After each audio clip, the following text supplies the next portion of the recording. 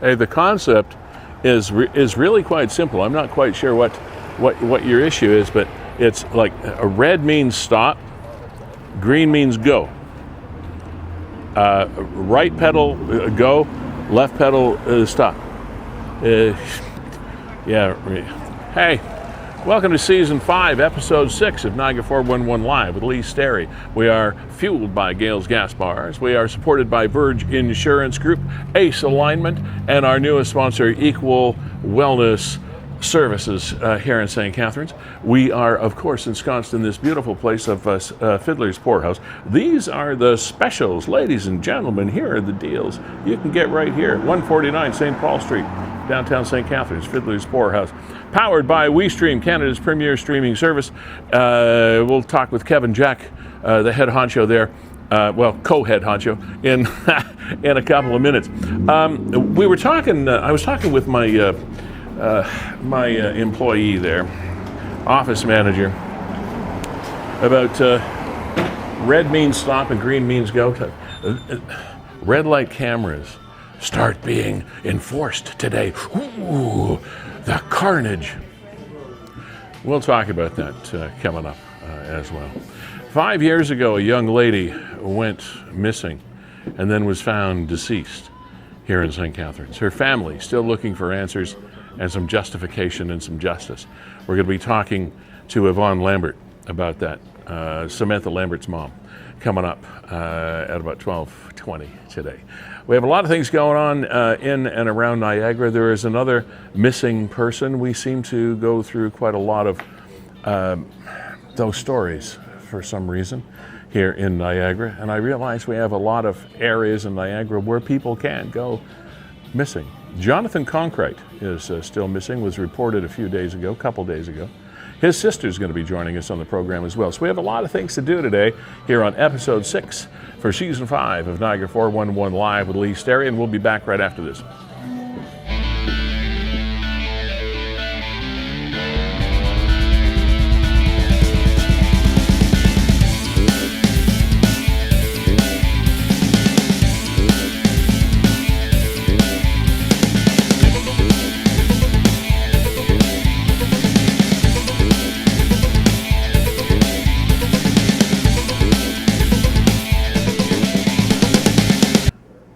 Hey, ladies and gentlemen, welcome to the program on this a little bit of a drizzly Wednesday, March the 6th, but you know, all things considered, we haven't even had a winter. It's been fabulous, and yesterday and the day before, record-setting sunshine and temperatures around southern Ontario, Niagara, spectacular. Wow, we sure cannot complain about anything weather related here in Niagara. Now I probably jinxed it and we'll get hit, but I don't know. It's been pretty benign.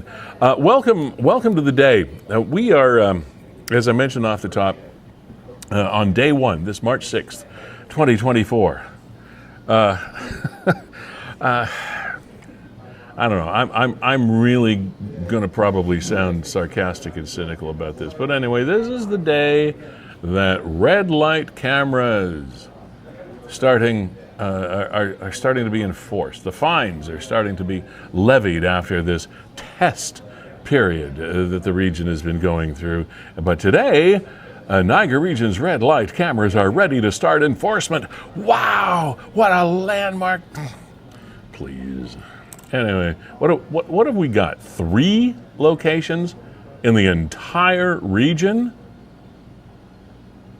3? Niagara Falls, Stanley Avenue and Dunn, St. Catharines, Niagara Street and Parnell, Welland, Lincoln Avenue and Prince Charles Drive. 3! The remaining locations will become active in phases over the following weeks. These are the ones: Grimsby, Christie and South Service Road, Garrison and Pettit in Fort Erie, Lincoln, Ontario and South Service Road, Niagara Falls, Lundy's Lane and Gardner's. Lundy's Lane and Gardner Road, by the way, had this massive a water main blow today, by the way. Got to watch out for that. And in Pelham, Highway 20 and Victoria Avenue. Why is this a big deal? Why do we even have to have red light cameras? Do we not know? And as a matter of fact, apparently there are a lot of drivers in Niagara that don't know, because I see them every flippin' day running or not even acknowledging. Oh, there's another one, Niagara and Quaker Road in Welland. Regional Council approved the use of red light cameras at these 10 signalized intersections throughout Niagara. Red light cameras have proven a history of improving intersection safety. Oh, come on. For heaven's sake. There was even a police vehicle involved in an intersection accident this past week in St. Catharines, just because the person that hit the cop car wasn't paying attention to the fact that there was a cop in the area with lights going and sirens going, and bang. You're supposed to... There should be licenses taken away from people that are that stupid. I swear to God. I'm sorry, but I come from communities, I come originally from here, but I have lived in communities where these red light cameras have been in effect forever. The concept is, when the light is red, you're stopped. When the light is green, you're go.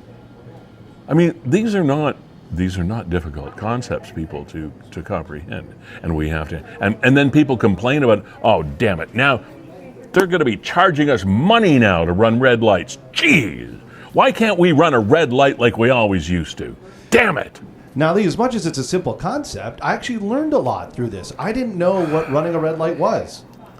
I was always brought up to believe that I had to be complete, full, and clear of the intersection before the light went red. But through this program, I've now learned that all I have to do, as long as I enter the intersection, I just have to enter the intersection before it turns red. Well, you see, and then I'm good to go. I'm not considered running a red light. Yeah, but you see, this is why we have the amber one in the middle, the kind of yellowish, orangey thing that we call the amber light. This is kind of why they're there, because if the light is green and you inch your way into the intersection, which is perfectly legal to do, and that light turns amber while you're in the middle of the intersection, you're good to go. You're okay.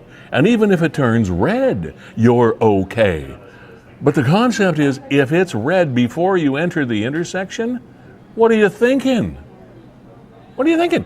And if you come up to the red light camera and there's nobody coming the other way, but the light is red and you want to turn right and you don't stop and you just kind of go around, well, that's not okay. Because red means stop. Come on, folks. Really, we have to go to the expense of putting up red light cameras so that you know that you got to stop at an intersection, and even if you're going to turn right and there's nobody coming the other way, you have to stop before you turn. Is this something that we have to teach people? Come on. Like, this is just, Kevin, I'm sorry. No, my tolerance is low for, this is just stupid. You're not wrong, Lee. This is stupid. Crazy. One thing you are going to get nipped on, though, is making a right-hand turn on a red. Like, you better make sure that you come to a full, this is what I'm saying, at a red light before you start inching and making your turn. Every day I see people just going around because, well, it's going to be okay. There's nobody coming. Nobody's going to. You have to stop first. Red means stop. Green means go. We teach our kids this at age 2. But people at 52 still have somehow forgotten the message that red means stop and green means go. And now we go to the expense of putting these cameras up, so now we go to the expense of having to enforce it. We go to the expense of having to defend it in court, and we have to... Where are we headed? Anyway, the red light cameras go live today, so watch yourselves. Watch yourselves on the roads. I didn't expect to be this worked up, but really. No, you're fired. I'm out of here. This gentleman went missing, as far as his family is concerned, I believe it was February 29th, but was reported missing officially on March the 4th, a couple of days ago. Johnathan Cronkwright is his name. His sister Ashley is joining us right now to have a chat about this, because he is still missing a couple of days after being officially designated. So, Ashley, hi, how are you today? Hi, I'm okay. You're okay? Yeah, thanks. All right. Having just a bit of a difficult time hearing you. If you could move just a little bit closer to your mic, that'd be awesome, okay? Tell us better? Yeah, it's a lot better, thank you. Tell us about Johnathan. Tell us what happened and when, and walk us through this through the last few days. Okay. Okay, so what I heard is that he was at our other brother's house and he said he was going to the store. He left and nobody's seen him since. Uh, we all know that Johnny does struggle with addiction, but even in active addiction, he still has contact with family. So the fact that no one's heard from him is just. Okay. Could you remind me again? And I'm sorry, I didn't quite catch it. It's probably my fault. Where he was when he was last seen? Near Welland Avenue in Tasker, on his way to Sharky's, to the store there. Gotcha. Okay. And who was it that saw him last? My other brother and his wife. Oh, so relatives of yours. I mean, he was with people that he knew. Yeah. Did he ever get to Sharky's? Do you know? No, I went in there today and they said they know him, but they haven't seen him in about 2 weeks. 2 weeks. Okay. And this was, as I understand it, it was what, February 29th when he was last seen by his brother and wife? Yeah. And then it wasn't until the 4th that the police got involved. Did they have to wait a certain length of time before they designate him officially missing? Is that it? Well, the thing is I was told by other people that they were going to make a missing person report. He has disappeared before, but we had contact with him within a couple days. So by the time the 4th came around and there was no contact, I ended up calling and filing the missing person report. Okay. And you said he had or has addiction issues? He has, yes. He has?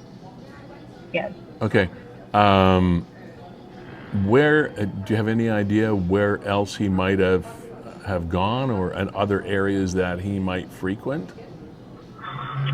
I've combed this whole city, me and my father, in the last few days, and everybody that I talk to says the same thing, that they haven't seen him in about a week. Okay. Now, did he live alone or did he live with family?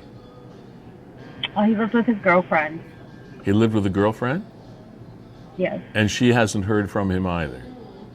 No. Okay. Does he have a cell phone or any other ways to contact him? No, he doesn't have his cell phone on him. So he just was headed toward Sharky's on the 29th and then Vanished. Vanished. Okay. So are there any, how can we help? Can we do anything else but have this conversation? Is there anything we can do to help you? So we're going to have a search for Johnny on Saturday, March 9th. I'm not sure of the time or where we'll meet, probably at Centennial Gardens. We're not sure yet, but when I have the details, I will post them and make sure everybody knows. Yeah. But it is Saturday, March 9th. We're just before lunch. Okay. Most likely Centennial Gardens. Yeah, so that's this coming Saturday. As the details of that search become clearer, make sure that you get in touch with Nick at Niagara 411 and keep everybody in Niagara posted, because a lot of people might want to show up and give you a hand, okay? Okay, thank you. All right. Anything else that you can, any other information you can give us that might help us identify Johnathan? I know we have his description online and his picture, et cetera. Is there anything else that you can tell us? Yeah, Johnny has a tattoo on his face of a teardrop. Okay.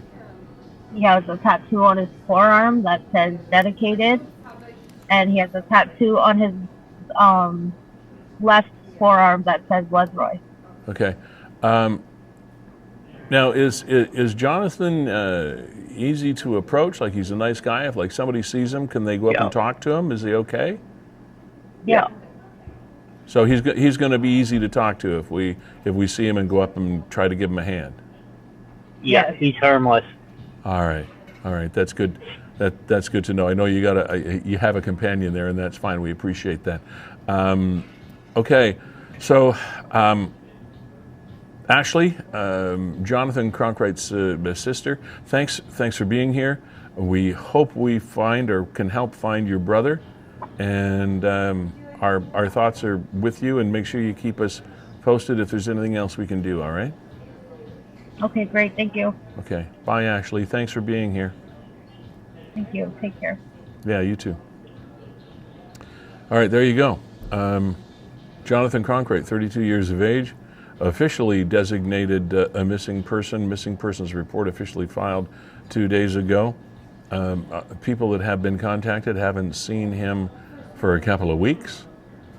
I think the last time was shorter than a couple of weeks ago, but I think it was nobody's seen him since the 29th. But that 2 week period seems to be the one that's probably the most pivotal. Yeah, Ladies it's pretty scary, Lee. Yeah, it To be is. honest, I mean, Yeah. haven't heard from him since February 29th. I mean, I can put myself right in her shoes there. Yeah, Just thinking, boy, oh boy, what's happened to you, Johnny? yeah. Just Where are you, pal?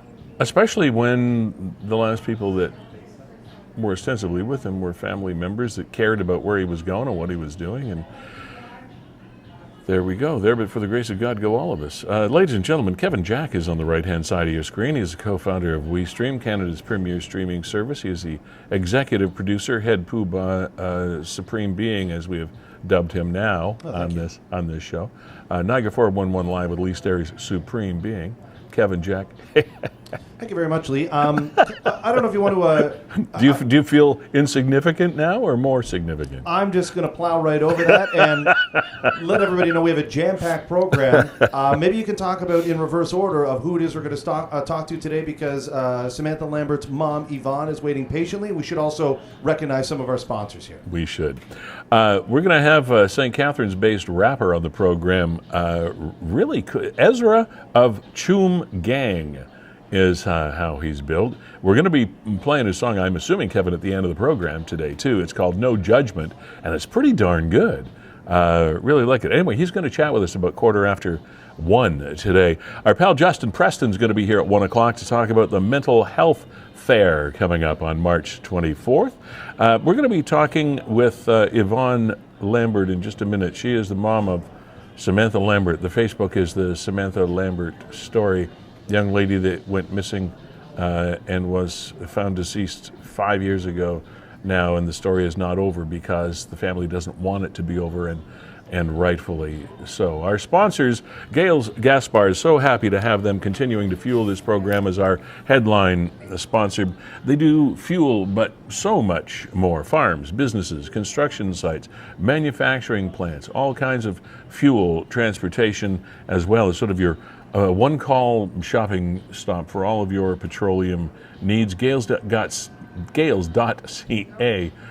is the place to go. They have rewards programs for people that are regular customers, and you should be one because they're here in Niagara. And Gales.ca is the place to go to find out more about that. Verge Insurance Group, ladies and gentlemen, has been with us almost since the inception as well. Mark Sherrick and his gang for home, life, auto insurance, and group, etc., for any and all of your insurance needs here in Niagara. Verge Insurance Brokers Limited, located on Ontario Street in St. Catharines, a born and bred Niagara company, been around for decades and decades and decades. Ace Alignment for all of your automotive needs, specializing in wheel alignments and brakes and suspension, MTO motor vehicle inspection stations, and front ends, and just about back ends too, and just about everything that you desire with regard to care for your automobile on North Street in St. Catharines, right behind North and Geneva, right behind the new police station at Welland on Welland Avenue there. And our newest sponsor, Equal Wellness Services, located on Vine Street between Scott and Carlton. Champions of health care for all. They've got free parking, easy access from the Queenie and the 406, Their services, just to run through them here quickly, started with Audrey Wall, the foot nurse. And she's expanded her business and expanded her services, and by all means, all things foot care for sure.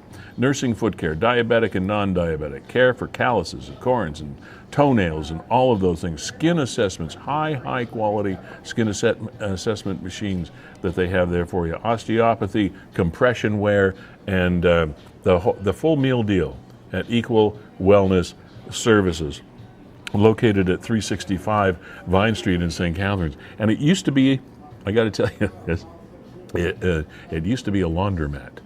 So you still might see a laundromat sign there, but there are signs in the window. And Equal Wellness Services location there is so new that they haven't even got all their final signage up there yet. But that's the place. That's the place to see the laundromat sign and go in. Okay. And we're just pleased as punch to have Audrey Wall and her business as a new sponsor here on the show. Okay, Kevin, we have Yvonne. You know what? Yvonne just dropped out. I was just about to preface this and say that I've been watching Yvonne here, and the connection is not that stable on her end. She just disconnected and came back. So we do have Yvonne with us, and I'll just throw up the Samantha Lambert story, and we'll take it from there. And Yvonne, if we're having trouble, I know Yvonne can hear us now.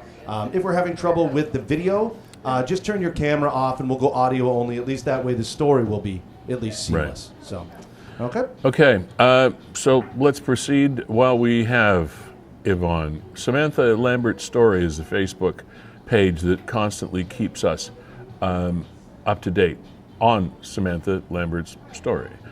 A victim of human trafficking, it's been 5 years since this story became news and since we lost Samantha Lambert, and the family is not giving up on trying to get answers, trying to make changes, trying to seek justice, trying to find the people that are responsible and to bring them to justice. And that happened right here in Niagara in the Welland area. Yvonne, do we have Yvonne here? Kev? Hi. Yvonne, Hi. Can you hear me? I can, thank you. Can you hear me? I certainly can. Thank you for being here. And boy, first of all, those of us that have never, thank God, had to endure what you and your family have endured can't imagine what you and your family have gone through. First of all, and because of that, we appreciate you being here today, because I know how difficult even 5 years after the fact it must be. Yes. Yes. So I wanted I wanted to preface it with that. Now, for those people that might not be familiar with Samantha's story, could we, I know it's painful for you, but could we walk back through the last 5 years and start with her disappearance and where can you walk us through the story from the beginning? Okay. Well, it was September of 18. I had reported Samantha missing, and it was close to a week before the police actually went and put it out there. And she had been missing for 5.5 months almost. And she was found as an angel in Welland. And it's, I don't know how to word it. It's destroyed me and many others at the loss of her, and not having justice for her is very, very painful, of course, as well. Where was she found? Cook's Mills. Cook's Mills. Yeah. Moyer and Schisler area. Now, what information were the officials and investigators finding with regard to what happened? How did they determine what happened to her and what she had been a victim of? Mostly the autopsy. The results had shown that she was taken from us, obviously. I'm not sure, exactly what happened in her last days. There was no contact with her, and nobody had seen or heard from her as well. So nobody that I know of really knows what happened in her last days. The Samantha Lambert story Facebook page, of course, talks a lot about the sexual trafficking industry, if you Yes. want to call it that. How? Yes. And it is your opinion, as far as your knowledge and the people that you know, and I'm assuming law enforcement as well, that Samantha Yes. was a victim of a sexual trafficking ring Yes. or group. How was Yes. this established? How do we know this? You people have said so, and myself, I've seen her advertised on like sex selling sites. She And whatnot. herself I've was seen her actually pictures. on sites on online. Yes. Yes. What I didn't know at first, but what kind of a site was this? Like, like Leo's List, and there was a couple others. I'm not sure of the names. I've forgotten in the 5 years, but she was on Leo's List, and I actually saw her myself in those pictures. You know, and I don't know what they were doing with her, or where they had her. Yeah, I don't even know how to word it. so Um, so let me try to picture this, and you tell me if I've got it right. So the theory being that somewhere, somehow, Samantha was abducted and held against her will yes, and put to work, if you will, by Yes. by a sex trafficking group. So she was held somewhere in Yes. Niagara? yes, yeah. Do you know where? No, there's been speculation, but no concrete, nothing that I can say for sure of where she was. Okay. Just hotels, in and out of hotels. In and out of hotels. Yeah, yeah. Okay. Something else that when one of Amanda's friends reached out to me to hopefully renew this story and update it and move forward, mentioned the fact that you are looking for some sort of drone surveillance of a particular area. Is that correct? There was drone, what do you call it? Surveillance Surveillance? taken of Yeah. a certain area. Yes, yes. And it was taken out of a farm. And it was what? I'm sorry? It was taken out of horse farm. Okay. Yeah. Anything, So, was there anything found? not to my knowledge yet. No, not to my knowledge. They just had like a visual of the area Mhm. above. So, if there's been anything, I haven't heard anything. I don't know. Is law enforcement continuing this investigation?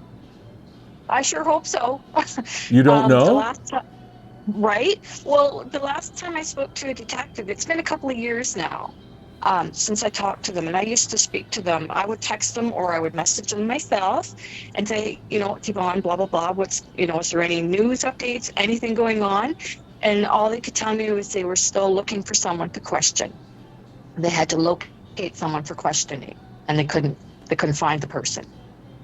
And then that was the last contact. Okay.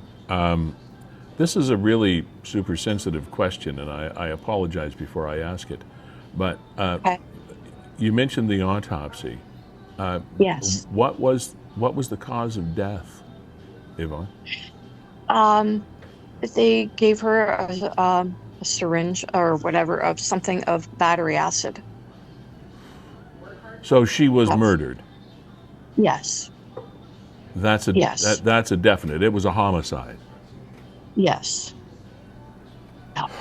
That was very intended. Yes. Yvonne, it's just Kevin behind the scenes there to follow up on that. Has this ever been classified as a homicide?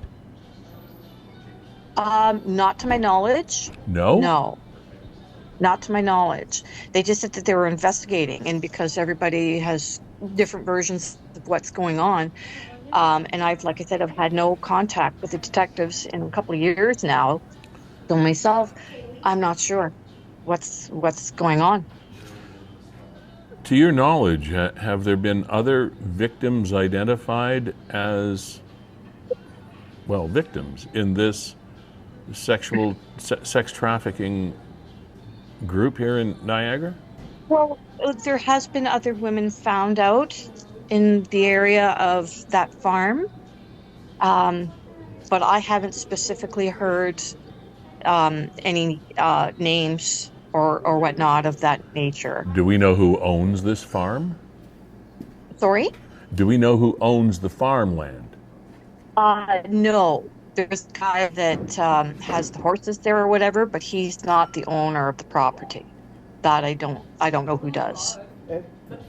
Okay. Yvonne, I'm just trying to pinpoint the location on the map here, and you said it was near the corner of Moyer and Schistler. Do you know if it was northwest, northeast? Honestly, I'm so sorry. Like when they came and told me the day that they found Samantha, my mind just went. And I don't. Have you never been out to the location? No. Is that I've thought about something going you out think there. would? Yeah, I'm interested. Yeah, I thought about going out there myself, but I'm not sure. I mean, I could do it for Samantha, like if I could be strong for her, like and know that that was her final resting place until she came home to me. Yeah, it would be very hard, but I have wanted to go. I just don't know if I'm brave enough to go out just yet. Okay. When the reason, the genesis of why we're talking to you today is because it was about a week and a half ago that one of Samantha's friends, I won't name her, it's not that important. One of Samantha's friends reached out to me and said, we would appreciate it if you would bring this story up on your show, because we're still looking for closure and justice, etc. in this case. So right now, it feels to me, having talked to you, it feels to me that while there still might be some investigation going on behind the scenes, there's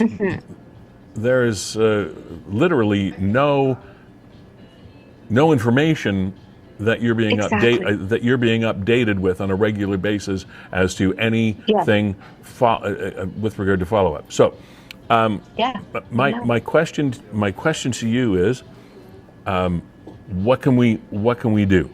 I know that it's the Samantha Lambert story is continuing to be updated on Facebook by Samantha's friends and/or yourself, and here we are. You haven't talked to investigators for a couple of years. We don't know whether there is any further investigation. The drone footage was taken. There were pictures of the horse farm, but we don't know who owns it. We don't know if there's any. So what can we do? How can we help? What do you want us to do? Just to keep Samantha's name out there. And if anybody has any information, just to call, tips, whatever. I don't know, Niagara Regional Police, to let them know. The detectives. Crime Stoppers? Yes, Crime Stoppers as well, yes. Okay. Anything with any information you might think how insignificant it might be, tell someone. Do you have... And just keep Samantha. Not that I'm not Sorry, not that I want to hear it right now, but do you have names, etc., of the people with NRPS that were investigating this? I mean, you have the names of detectives that you've talked to in the past, right? Yes, I do. Yes, yes. No, one detective when I was. Sorry, go ahead. No, I was going as Samantha's mom. Do you not feel motivated like almost every day to be on the phone? Oh, you best believe, yeah. Why don't you do that? Like I said, I was. Pardon? Why don't you do that every day? I'm gonna have. Okay. Do that every day. Yeah. You know, because they say the squeaky wheel gets the grease, right? That's true. Yeah. And I realize you'd probably like to not have to think about it on a daily basis, and I don't blame you. But you know what? It's my reality every day anyway. There you go. So yeah. Yvonne, I just want to ask a question here. I'm showing some photos online that we received that I'm assuming are aerial footage of the area in which Samantha's body was found. I know you haven't been out there, but Maybe you've seen these images. There's broken down vehicles and things like that in the field. Yeah. They show residents at Yes. one point. Do you know the significance of this and the specific whereabouts that Samantha's remains were found back in February 2019?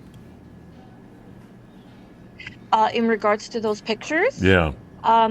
I don't believe those were the ones where Samantha was found. That was just at the farm. Samantha was found further away Okay. from, yeah. I mean, we were sent these photos, and I wasn't really sure of the significance, how specifically they related. Right. So that's all I was looking for. It Yeah. seems like you have more questions than answers as well. Exactly. Yes, I do.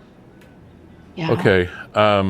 Well, hopefully, because we've had this conversation, it will re-emphasize the need to learn more, and again, let people know that this is not in the past for you and your friends and your relatives and Samantha's friends and relatives and you in Yeah. particular. This is an ongoing, Yeah. daily, open wound. It is. It really is. And we need to know more, but not just for Samantha, but for other young girls that Yes, exactly. that have been or could be victims of this very real Exactly. this very real thing that is here in Niagara. Yes, I agree. Yeah. It Okay. is. Keep us posted, will you? And just I will. Not that I'm in a position to give advice by any stretch of the imagination, but every now and then, either you or get somebody that's one of your watchdogs or bulldogs or whatever it is, to keep poking the bear. And I mean the Yes. investigation. Keep poking, okay? Yes. Yeah. Keep Yeah. poking. Yeah. All right. We're getting on it. All right. Yeah. All right. Keep doing that. Thank you. You're more than welcome. I can't imagine. Yvonne Lambert, thank you very much for joining us. Thanks Samantha's friends for reaching out to me so that we could pursue this I will, story, for and sure. we'll try to keep the light on for you. Okay. Thank you. I right. appreciate that. Thank you Yeah. so much. All right. Bye. Okay. Bye for now. How does, Kevin, I'm no law enforcement expert, and that's painfully obvious, but how does something like that just kind of go off and be, if not forgotten, maybe it hasn't been forgotten about, but not paid more attention to, I guess, in the public realm than it has been? Because sexual trafficking is around the planet, but here in our region is a thing. And I don't know, maybe these people cover their tracks very, very well, but wow. Now, you can't help but think that there is, I don't even want to call it a double standard. Maybe it's a triple or quadruple. I don't know how layered it is, but I mean, when you look at the cause of death there, involved in human trafficking, body found in a field in Welland, Injected with a toxic substance? nobody would do that to themselves. No. I guess that would be the only reason to not immediately classify it a homicide. Once the autopsy came in, okay, this is a homicide, and then you look at the other side and you have, the billionaire couple in Toronto that they're still investigating that thing 10 years out. Yeah. But they I had guess lots of money. I guess if you're in the sex trade, your lives are less valuable. I mean, that's Yvonne right there. It's a family. It's a girl that lives right here in Niagara. But with the Bunny and Bernie story that you were talking about out of Toronto, it's the family that is paying for that investigation. They had enough money. They hired private investigators and pushed local I know, authorities. but as a result, the police are still very invested in the investigation. Because there's always a shining light on that, and it seems like the light has dimmed on this case. And I wonder whether or not the light never shines as brightly over homicide People in the victims sex trade. But was she in the sex trade or just forced into? It sounds like she was forced into the sex Not many trade. people walk through that door willingly. Not in my understanding. Okay. If you want to follow this story on Facebook. The Facebook page is Samantha Lambert Story.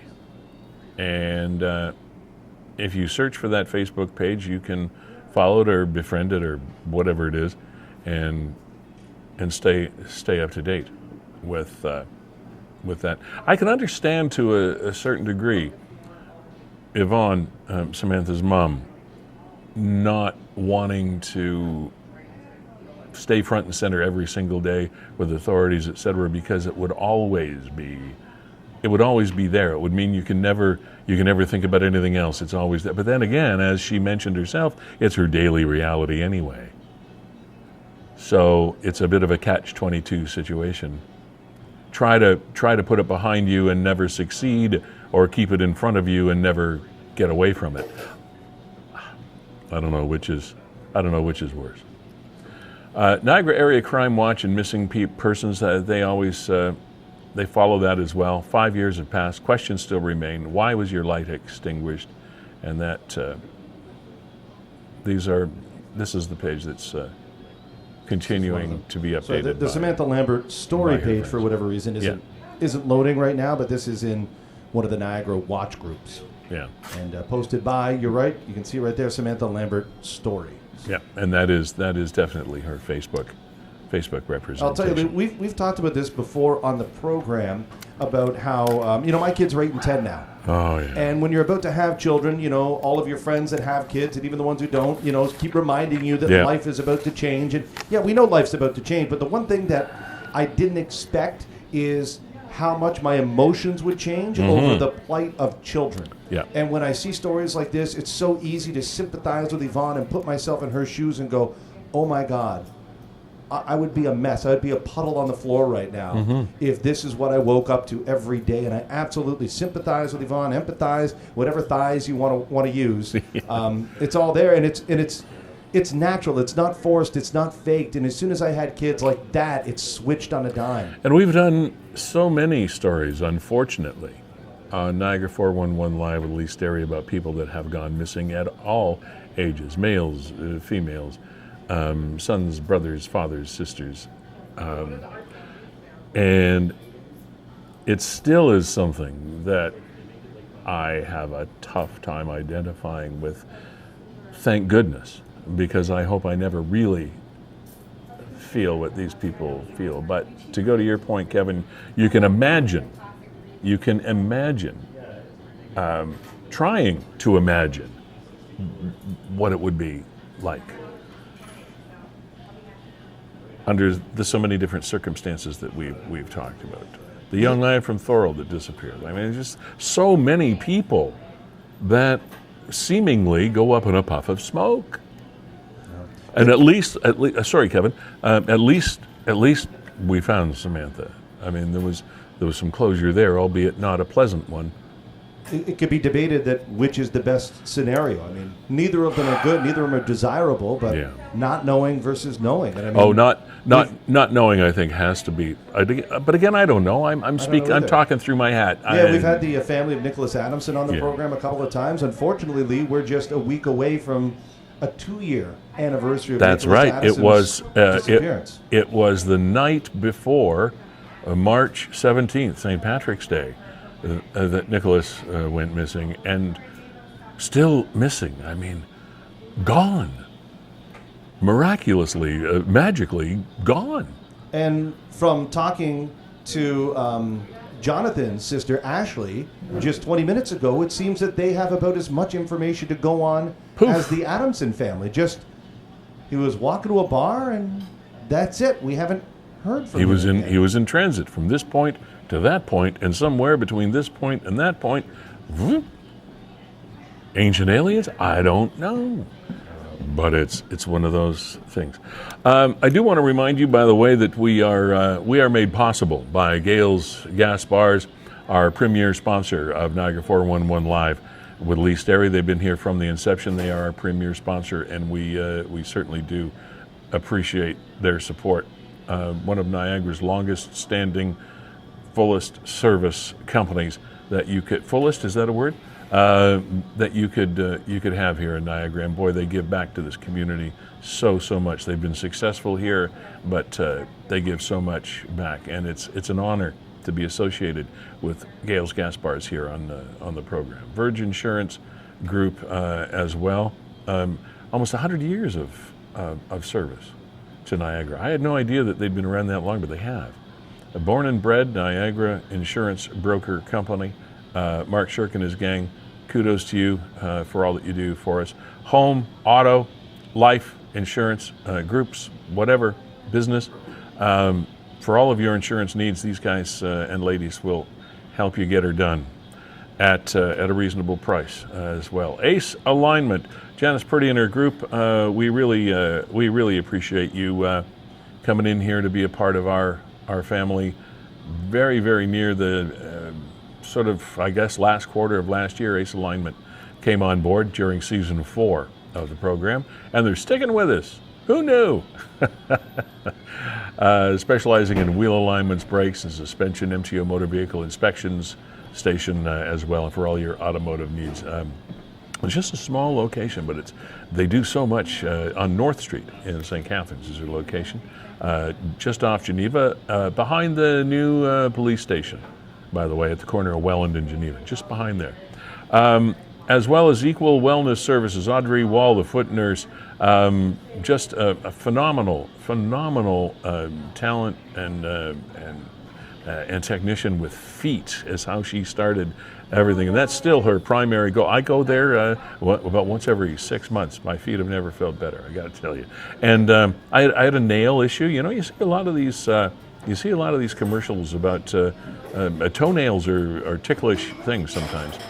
In more ways than one, but solved that issue, and she's totally up to date with all that, but a bunch of other services as well, including skin analysis and whatnot that they've undertaken here at their newly branded business, 365 Vine Street between Scott and Carlton. Equal Wellness Services. Check them out. And of course, we've mentioned Niagara 411. I want to acknowledge Nick again. Thank you very much for your partnership, Nick, and we share content and information and people, etc. So again, always a pleasure to be part of the Niagara 411 family and do this Niagara 411 live Middle East area offshoot, produced, conceived by Kevin Jack of WeeStream. He and his partner Brandon Scram, Canada's premier streaming company. You guys are in, and there, what you can see right there is sort of a behind-the-scenes look at this lovely location we're in at 149 St. Paul Street, Fiddler's Poorhouse. Great food. Come on in for lunch. Join us. Come in, say hi. Hey. This is a funny one this week, Lee. That spilled across Niagara 411. You know, let's talk about this and the story first, and then kind of get your opinion on unsafe roads on the road are no laughing matter. The driver on Highway 401 in Essex, etc. That's a comment from the OPP. And I'm not dissing the OPP, but okay. So this dude's got to move. He owns a Hyundai Elantra. For some reason, he needs to relocate this top from a Jeep. All right. So he says, "Hey, well, I can just rope it to my car and relocate this top to the Jeep." Now you see, his vision really isn't impaired. The rear gate of the thing is open, so he can see out the back. There's ropes kind of tying it down. It's not just sitting there. You see ropes there? There's ropes around the front of it. There's ropes there. There you go. Yeah, you're right. What's this guy doing wrong? Come on, Lee. I've seen people with all kinds of things on top of their vehicles trying to transport furniture. What's he doing places. wrong? Well, really? Are you a defense lawyer now? Well, I'm just saying. It's not like why is that? Why is that a risk? Is that's if it was just sitting there wobbling all over the place. I don't know. I don't blame him for the ingenuity, though. It's like, hey, it's what I got. I got an Elantra. I got an Elantra. I got this thing. I got to move it from here to there. If I lash it on here, Like, it's not a wide load. I mean, it held, It's just, right? it's not a wide load. It's just a different looking load. I don't know. There's a lot of people out there that deserve to be fined more than this dude, in my humble opinion. You want to give him an award for ingenuity. Yes. Maybe he's designed it. Maybe Hyundai has a new design because of this guy. Maybe they should pay his fine. And then we got this this theft of the truck and trailer. Usually you just see the trailer being stolen, but this Yeah. is the truck and trailer. When I saw this video, first of all, I thought this guy had a truck, his own truck, and backed it up and hitched it onto this trailer and towed it away. We've seen things like that before on this show. We've seen people just go in and hook, but this is the whole package. There's a truck and there's a trailer. And now, I wonder if they were actually attached when he came up there, or was the truck there and then, you know what I'm saying? Because it's sitting out there in the middle of the road. So this is 2:30 in the morning. Yeah, and both the truck and the trailer belong to the same company. Yeah, both yellow Service Master vehicles Service stolen Master, on yeah. Saturday, March 2nd. So this is just this past Saturday morning, Yeah, 2:15 in the morning. truck and trailer, poof. From the Service Master Restore. But this guy's going about his business as if he's paid to do this. Yeah, it's very casual. Well, make sure we check the hitch and make sure everything's nice and tidy there, and go back and check the tires and the wheels, make sure there's no impediments to us taking off, and away we go. Some people are so bold. Just taking it easy. Okay. Yeah, I got it, boss. Yeah, it's all good. All right. Be there in 5 minutes. See ya. Gone. I mean, the trailer, I understand. I don't even know how you steal a vehicle, but I mean, guess the people in that business know, right? Well, yeah. I mean, how did he steal the truck? Was it an inside job? It's not that easy to hotwire vehicles these days, is it? I mean, I thought Is that even a thing? hot wiring like back in the day. I know, that's what I mean. Can you do that? Tell me you're 65 plus without telling me you're 65 plus. Yeah, Can hot you wire. hotwire a car? But I don't think you can you? No, I don't think so. I think that went in with the Reagan I administration. mean, where you get under the dash and you get the ignition there. I don't know. But look, it's just ho-hum. But see, that truck is sticking out past the parking spot. He had to get the truck and hook it up, didn't he? Wow. And unfortunately, I think I'm sorry to giggle. I feel sorry because nobody deserves to have their property stolen. So it's a serious thing, no question about it. But it just seems so bold and so simple. Now, Lee, I'm going to fire up Justin here and get him ready in a couple of minutes. Talk about Okay. the Health and Wellness Fair that's or Expo or Fair. Or, well, you know what? He'll tell us all about it. Something you want to touch on the interim that I can load you up with. What were we?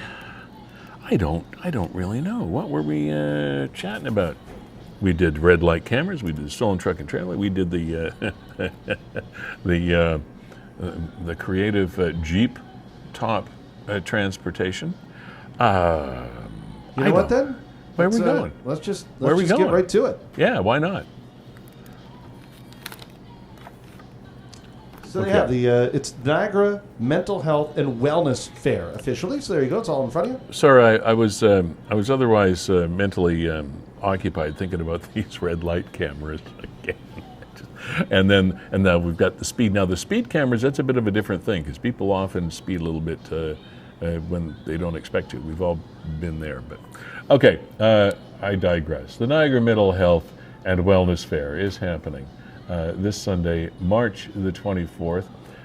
Justin Preston is a young man that we have had on this program numerous times for a lot of different reasons. The two main things that he's involved with are the Rise Against Bullying, which is a movement, I suppose you would call it, a movement that he spearheaded and began a number of years ago, and it's become very, very important to a lot of people in and around Niagara and around the world, as well as the help phone he's heavily involved with.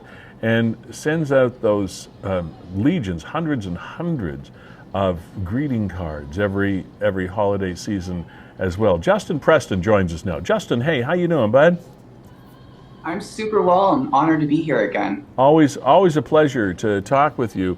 I was just talking about your greeting card initiative, and you send these things out just with love every holiday season, so people that are alone or lonely or otherwise troubled feel a little bit better about their lives and better about themselves. And how many did you send out this year? I sent out over 800 cards all over the world. Again, for anyone that is dealing with mental health or bullying, isolation, financial challenges, I just thought it was a great initiative to send someone some inspiring, uplifting, kind words instead of receiving the debts and the bills that we always get in mail. Yeah, indeed. Well, kudos for you, because I know that you started small, but over 800 this season is a lot. So congratulations on that. And some people did step up to help you with things like costs of postage and things of that nature, right? Absolutely. Again, if it wasn't for the community and the support, I wouldn't be able to do as much as I have been doing. As you know, postage can be from $1 Canadian to almost $2 for the United States and $3 internationally. Yeah. So it can really add up. Anyway, congratulations to you and your supporters for doing that. Thank you. And I just want to say thank you as well for just shining light on people in our community and also bringing up Samantha's story as well, as I've been following that and have many mutual friends that were friends with her. So again, thank you for just shining light on all the amazing things that people are doing and stories and awareness in the community. Well, Justin, we feel that it's, and by we, I mean Kevin and myself and our sponsors as well, we feel it's important to not leave people behind. Absolutely. And not forget people that don't deserve to be forgotten. And it's something that we take very seriously. And I appreciate your thanks, and we'll continue to try to do that for the people that somehow, somewhere, sometime fall through the cracks in our world. And it shouldn't happen, but it does. It just does. So you have quite an honor of being one of the keynote speakers this month at the mental health fair coming up, right? That is correct, and that's going to be located at the Niagara History Museum, right beside the Exchange Building. And with me being a keynote speaker as well, I'm so honored to be able to also share the stage with some other amazing, inspiring speakers like Fallon Shaw and Ryan Rumsey, and just to bring awareness to mental health and the stories that are being shared, to relate to others, to know that they're not alone in this world. And I'm so honored to have been invited to be involved. Justin, could you give us the underlying purpose or goal, if you will, of the Niagara Mental Health and Wellness Fair? What are we trying to achieve here? So with all the activities and workshops, so there's going to be like meditation to journals to deep breathing and just bringing more awareness of the saying, it's okay not to feel okay. As so many of us need to break the stigma, and just like myself as well, sometimes we feel that, like, including me, I deal with anxiety a lot, and a lot of people don't really speak about that nervous feeling. So it's relating and reminding others that they're not alone. Can you give us the details? I know it's March the 24th. What are the hours? Does it cost anything? Are there tickets? Or what are the nuts and bolts of the event? So the event starts at 10:15 and it will be ending at 4 p.m. Right beside at the Niagara History Museum, there's going to be several workshops, including, like I mentioned, with the meditation, people sharing their stories, their journeys. I'm honored as being a keynote speaker. And right next door is going to be a vendor show. So people are able to come, do some shopping, supporting a small business. And all these people have come together and can relate and share their stories as well of mental health. As we know, some people in our lives or ourselves, we've either felt sad, we've either felt alone, nervous and anxious. You know, having ADHD, hi, that's me. It's something I have lived with my entire life. And the event is a free event for anyone that is willing to come. It's family friendly. And the day before, too, David Green, who is on Canada's Got Talent, is doing a comedy skit that's also a family event that is happening at the Exchange. And all the proceeds from this event will be donated to the Canada Mental Health Association.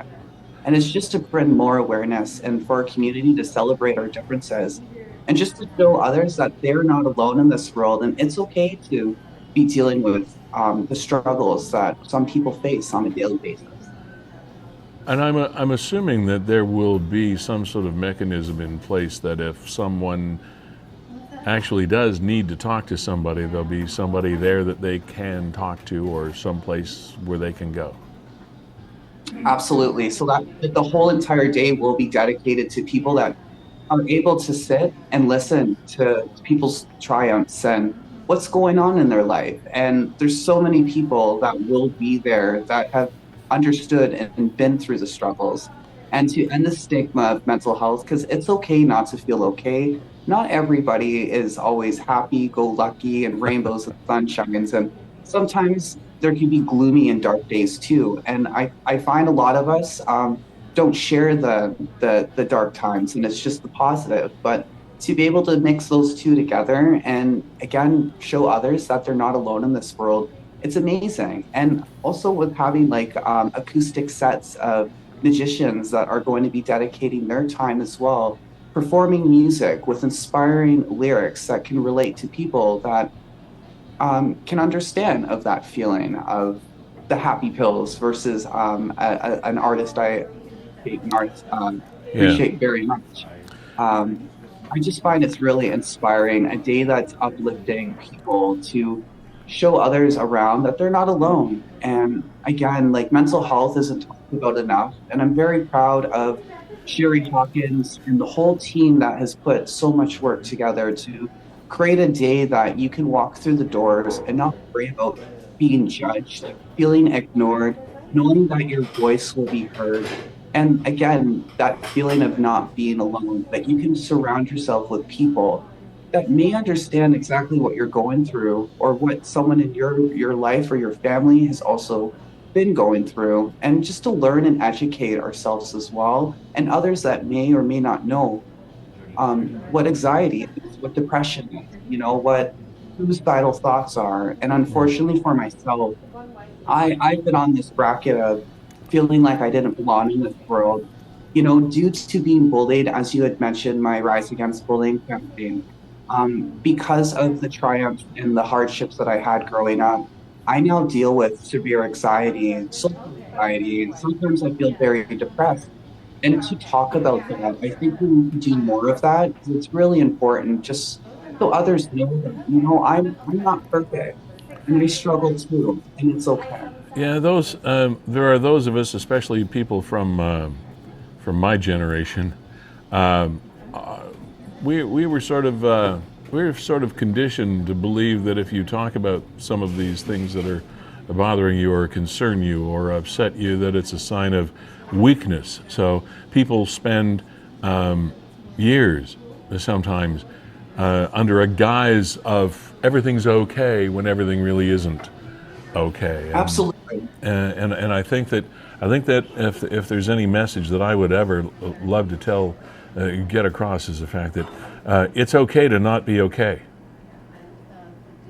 And I think it's just really important. Myself, I used to just hide behind it until there's been a point that I find it's really important to just share. Use my voice to speak up for those that are voiceless, and create that pathway for people to be able to follow and know that they're really not alone, because the struggles can be really hard.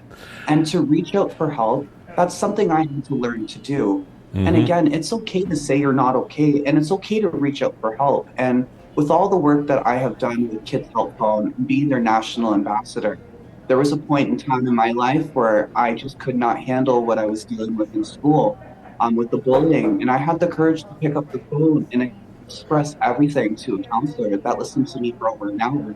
about my problems and issues. And just to know someone was there to listen to me and that related and understood and filled me in with so much resources that was in my community that I was able to reach out, like the Canada Mental Health Association.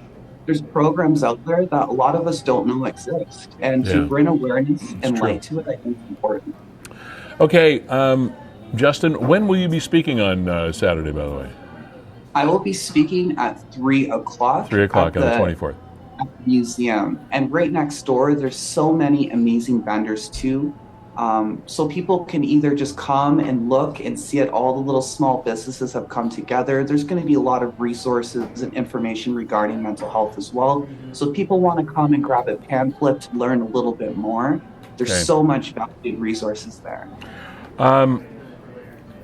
Awesome, and again, continued good work. As I've said before, I'll say it again. You're one of my heroes, and I never say that lightly. So, thank you for everything you do. We look forward to hearing you speak. And March 24th at the Niagara Falls Exchange. Justin, Preston, keep up the honorable work, my friend, and enjoy your speech. Enjoy your show. Thank you. And again, thank you for shining light on the mental health fair that's happening in Niagara Falls. We need people just like you. Our pleasure. Thanks, Justin. Anytime. Have a great one. Yeah, you too. That's going to be a good one, Lee. Great young man. 2 weeks ago, wife and the kids and I went through the new Exchange building in Niagara Falls. Oh, It's yeah. gorgeous. It's Yeah. gorgeous. And it's right there, if you don't know, it's right on, it's right on Main, just off of Lundy's Lane. Main near Ferry. I think so, right in there. I always get confused and spun around with my streets in Niagara Falls. Yeah. But gorgeous new building. Took a long time coming, but it is open. And I know it's going to be the center and the hub for a lot of cool events coming up. And this is a good opportunity for you to get down and, if nothing else, just to check out the Exchange, check out the Niagara Falls Museum there, and, of course, meet people like Justin and all the vendors and ingest some of the mental health stuff. Indeed. It's all good. It's all good. Indeed. Lee, we got to... I don't know if this is funny. I don't know if it's scary, but I got to prepare for the end of the show. So I want to leave you with this story that I think garnered more comments than anything else on Niagara 411 this week. Oh, but when you asked me earlier where I wanted to go, I should have brought this up. So thank you for giving me a giving me a nudge in this direction. And once again, here I am doing a bit of a giggle, but it's and I wouldn't be had there been any sort of injuries or some serious effect of this. But luckily, everybody got out all right, and there were no students involved, etc. But this is something that does not happen every day. School bus driver, the Niagara Regional Police Service sent this out through Niagara 411, of course. School bus driver charged with impaired driving in Niagara Falls. Now, we're talking 3 o'clock in the afternoon. Officers showed up the area of Montrose and Lundy's Lane in response to a motor vehicle collision. So what happens here is the investigation revealed that a fellow operating a school bus had been in a minor collision with a garbage truck, of all things. However, then, instead of hanging around, drove away without stopping. Well, this is unusual behavior, especially for someone that's operating a school bus. Well, the garbage truck driver, pretty heads-up person, decided to follow the bus until it came to a stop in the area of Pitton Road in Niagara Falls.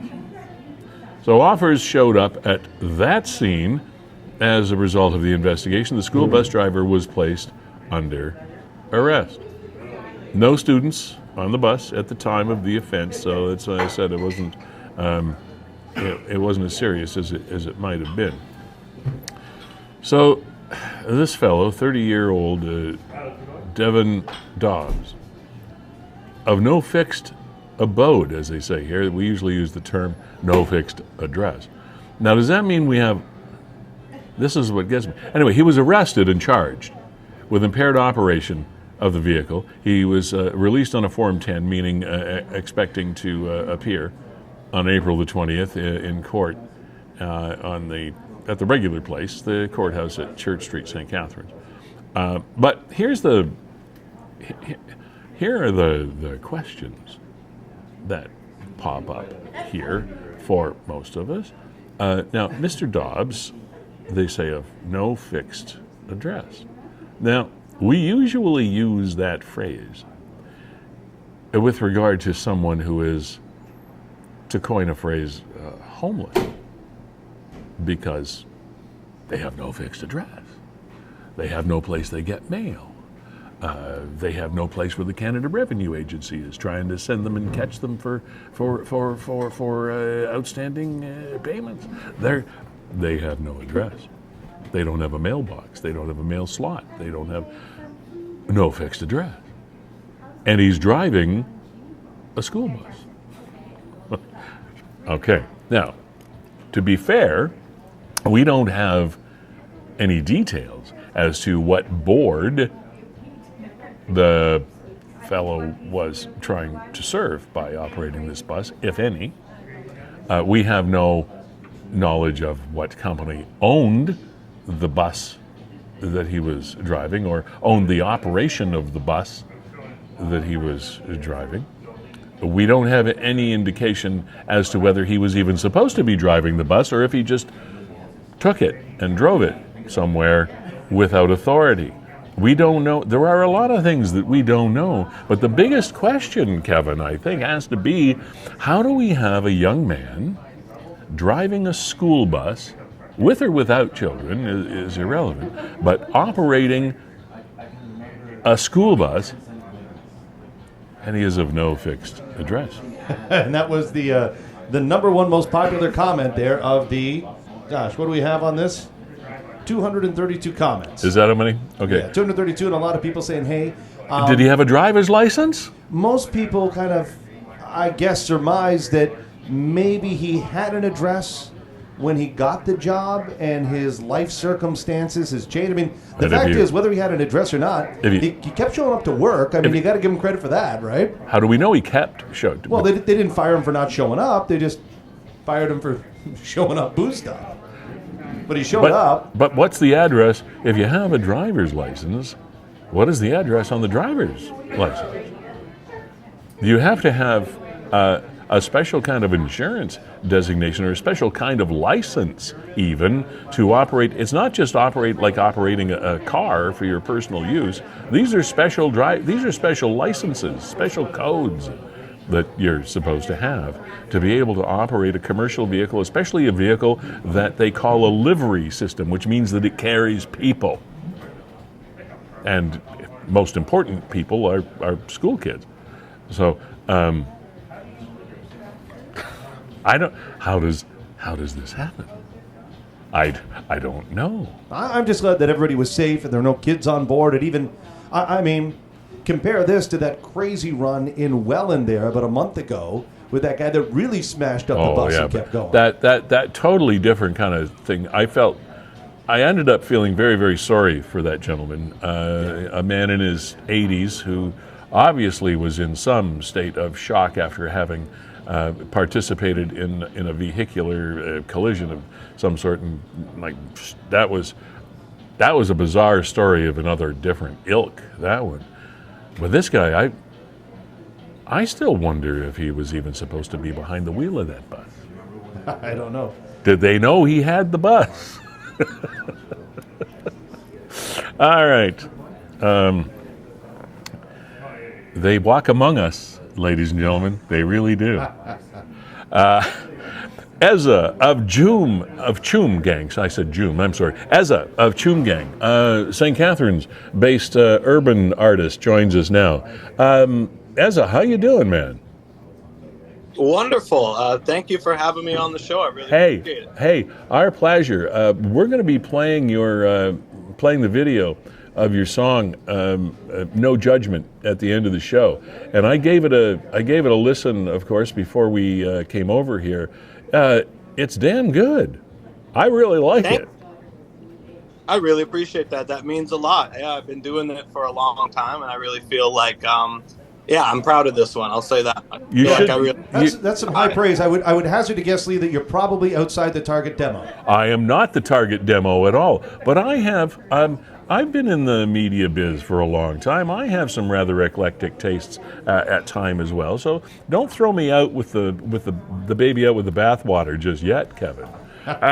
So Ezza, you're based in St. Catharines. Tell us about where it all started. Tell us about you. Yeah, no, thank you. And I totally believe you could be in the demographic. You've got a beautiful speaking voice. You could have rapped. Yeah, if I had a better memory, I could. I can't remember all those words. Yeah. Go ahead. Tell us about you. Yeah, born and raised in St. Catharines, North End. Sort of started playing around with writing and rapping with my buddies at recess, really, in like 7th, 8th grade, kind of. Kept it going through high school. Wasn't something that I really had a real passion for. And then my best friend, who I did it with, lost his life in 2014, unfortunately, to a horrible incident. And after that, I stopped and sort of regrouped and decided that, it's a dream that I need to push forward, that I need to continue with.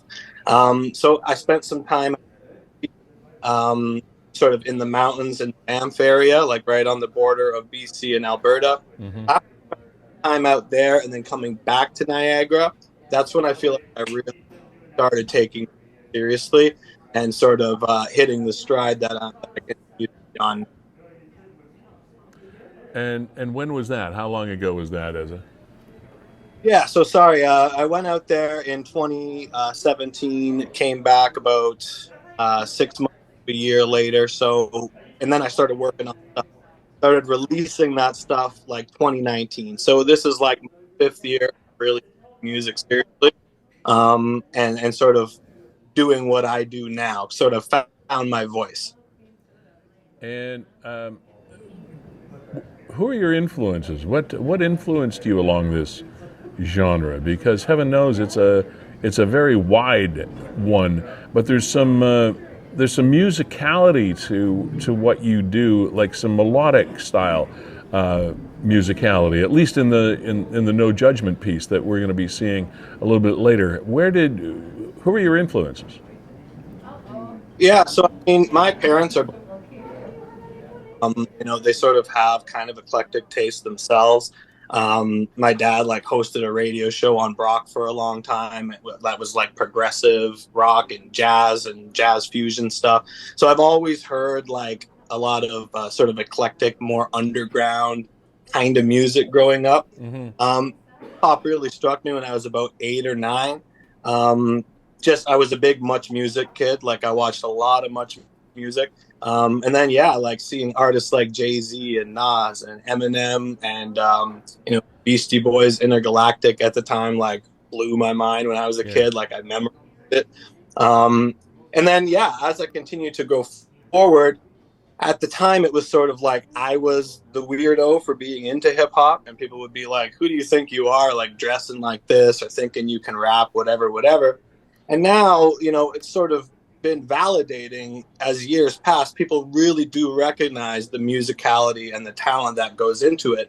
And I feel like even a lot of the people who at one point felt like these guys aren't playing any instruments, they're not singing, they're just kind of talking over other people's music or whatever. People who had that attitude have kind of come around to see okay, clearly not anybody can do this, Absolutely.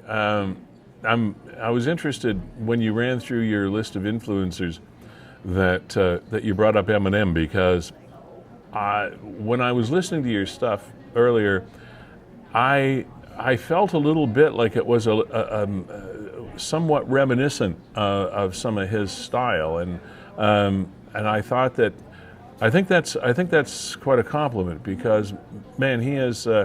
He really broke some interesting ground with the way his work came out, and the movie. I don't know if a lot of people my age would have even gone to see the movie, but the movie 8 Mile, about his life and how he came up through the freestyle rapping in Detroit.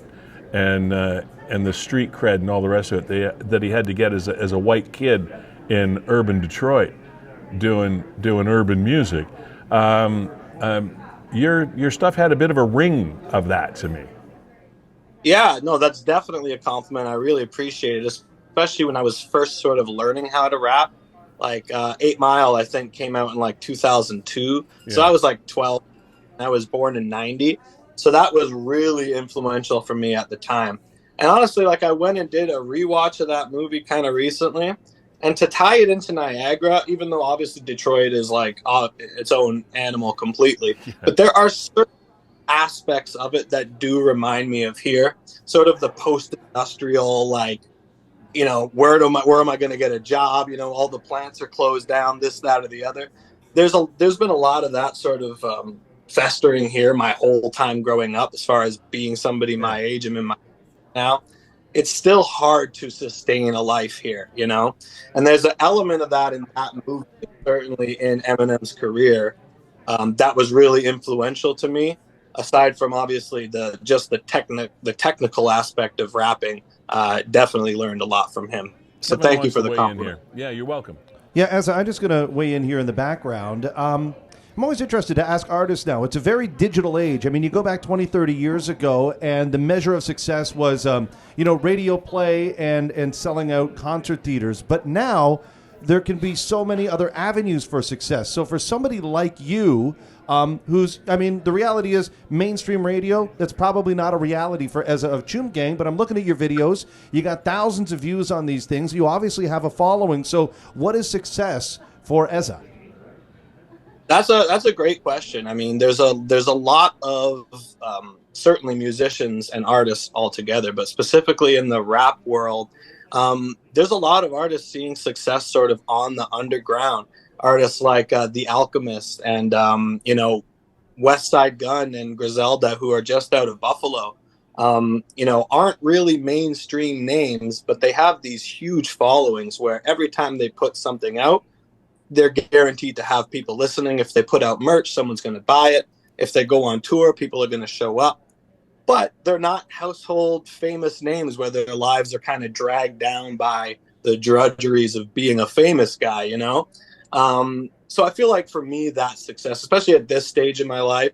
I've got a wife and kids. I'm not looking to, be in the clubs promoting and sort of living that lifestyle and getting free bottle service to promote that I was at the club.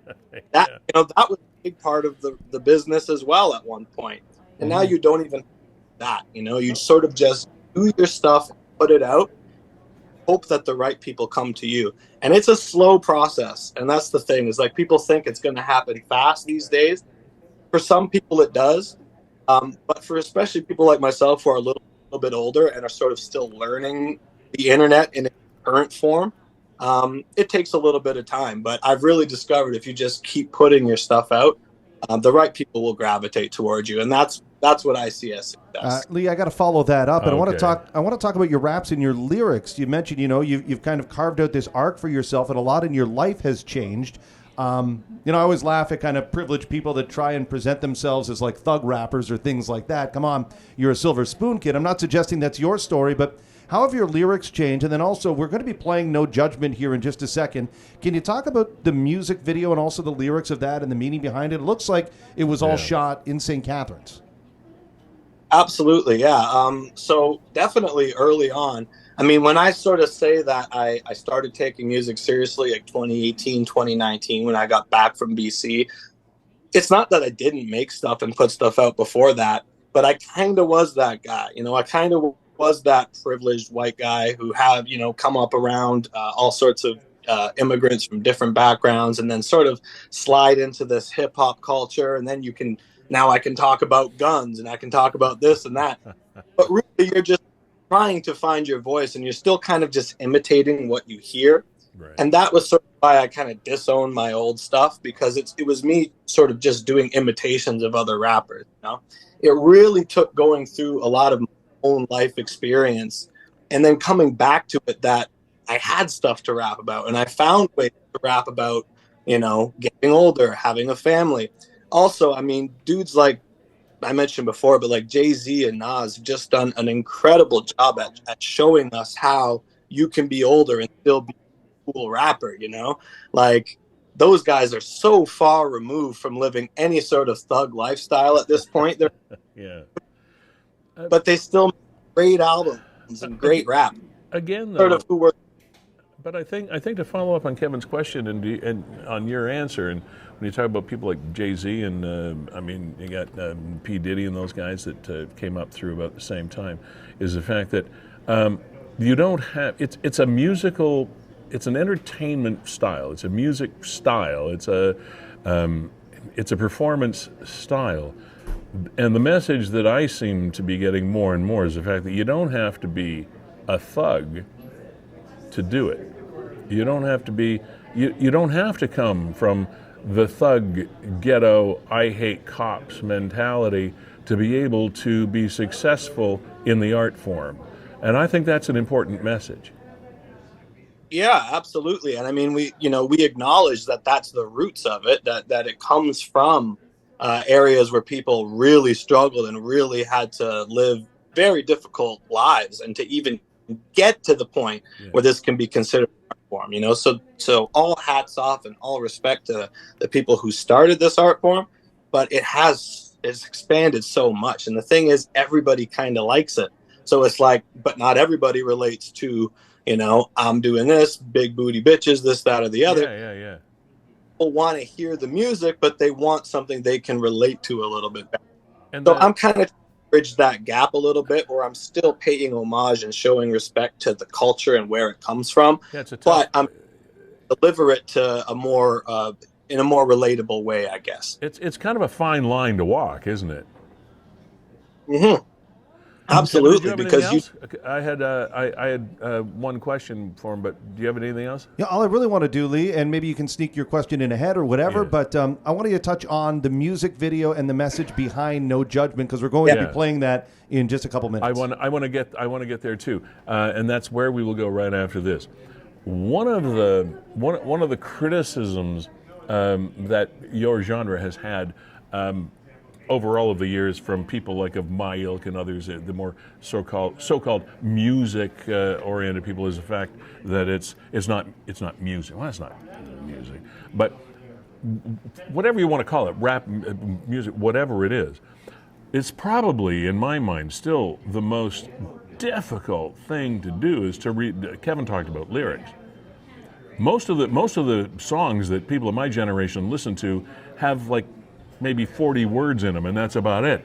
You guys and ladies in this, there's so many words. There are so many things to remember. I don't know how you do it. I don't know how do you go to a concert to do a rap concert and remember all those words? How do you do that?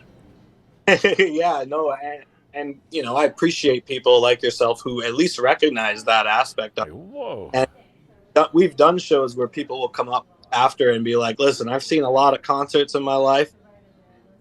What you guys do up there, I've never seen anybody else do, you know? So it's still a relatively new art form. It's been around for a while, but it's still relatively new. But you gotta have your crap together to remember all that stuff.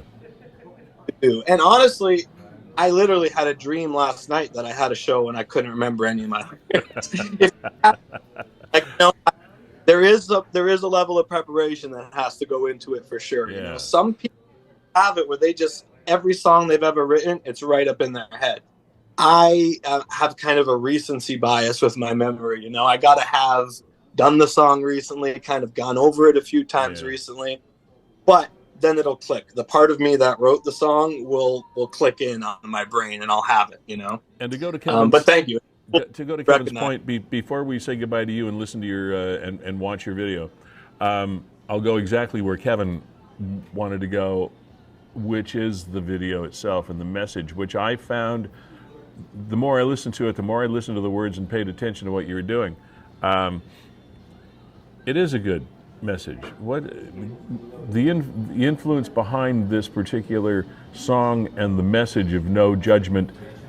Give us an overview of that, and then we'll play it for everybody. Perfect. Yeah, and thanks again. I just I want to deliver a positive message that's not something aggressive, right? Jacob Bergsma, who's sort of a local legend around here, the main lead, the vocalist of My Hurricane. I ran into him once and he's like, I dig your stuff because it sounds current, but it's not aggressive in any way. You're not attacking anybody. You're not, nobody's going to be offended by it necessarily, but it's also not safe, and that's sort of where I have been kind of directing my songwriting is how can I deliver these positive messages in a way that doesn't sound corny or preachy or like I'm taking advantage of this art form from the streets to deliver some whitewashed version of it. I want to still stay true to what the art form is, but deliver a positive message. And honestly, that's something I'm still working on. And No Judgment is just a testament to kind of how far I've come in that process. And I'm glad that people enjoy it, and I hope to do more. And in 15 seconds, the convenience store and the apartment behind you, where are they? They are at Roehampton, which we called the Hamptons back in the day, ironically. I know Roehampton. Like near Bunting, Queenston area. So all St. Catharines, North End, St. Catharines. We did do one little shot in Niagara Falls by the motel, but also the same kits. So trying to bring some light to it. And I know we're pressed for time, but I got one more. Ezza of Choom Gang. What does that mean? What's Choom Gang? Choom Gang sort of it almost started as a joke. We started calling ourselves that back in the day, and then my friend who passed away, I wanted to keep my name sort of connected to him in a way. Side of that vision, so Choom Gang stayed a part of my name. And actually, it is my group, Choom Gang, and we got an album coming Friday. So March 8th, Choom Gang's new album. Well, keep us posted. Keep doing great things. Want to thank everybody that participated in the program today. Ashley Cronkwright, Yvonne Lambert, Justin Preston, and Ezza of Choom Gang. Thanks to Gales Gas Bars, Virgin Insurance, and our other sponsors, Equal Wellness, as well as Ace Alignment. Thanks for being here. Kevin Jack, a pleasure as always. This is Ezza of Choom Gang and No Judgment. Have a good weekend, everybody.